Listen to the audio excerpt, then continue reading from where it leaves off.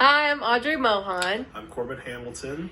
And I briefly went over my transcription project with him. I read my full transcription that I did over John Gales versus Brown Wilcox, so he kind of knows the overview of what the project is about and then what my actual project had.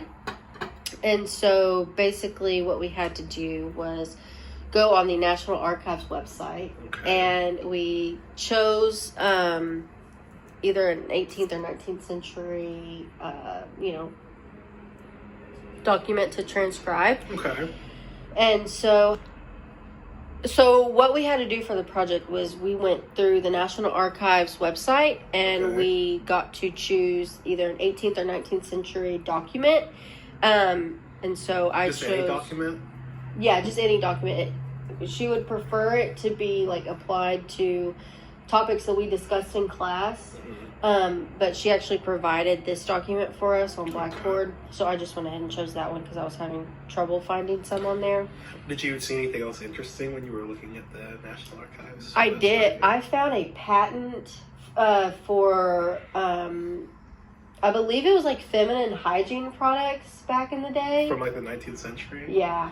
But it was a photo. It wasn't like anything that I could transcribe. So it was like a handout type of thing that they would have had back then? Yeah, something. And then I also found like some audio files and stuff, but we had to find like a document that we were able to transcribe. That's pretty cool because when I was in Washington, D.C., and I actually got to go to the National Archives. Oh, you did? Yes, I did. And that's so cool. There are all these sorts of documents. It was really cool, stuff like, you obviously have the Constitution and the Bill of Rights, Declaration of Independence, and all of that. Like from National Treasure. Right, yes. The critically acclaimed movie. Critically acclaimed with Nicolas Cage as the star. It actually follows Nicolas Cage as a... no, I'm not going to just do the whole plot of National Treasure. Stuff from, like, the Constitution, Declaration of Independence, to, like, they had a copy of the Magna Carta, which is, like, the British Foundation of Rights and all of that. And then they also had, like, the Gettysburg Address, stuff like that. So it's interesting that you're doing, like, a court case, like a pretty small level, not like a huge implication court case. Oh, yeah, definitely. Because it's, like, a big juxtaposition, I guess, between, like, normally I'm used to looking at things and they're, like, really big, like, country level, and this is, like, a really small civil lawsuit. It was definitely, like, an open and shut kind of case, for sure. It's just kind of cool. Yeah, it definitely had an impact on my academic growth. Because it was very difficult. It took me multiple hours on multiple days to fully transcribe it. I transcribed the entire document, 6-page document.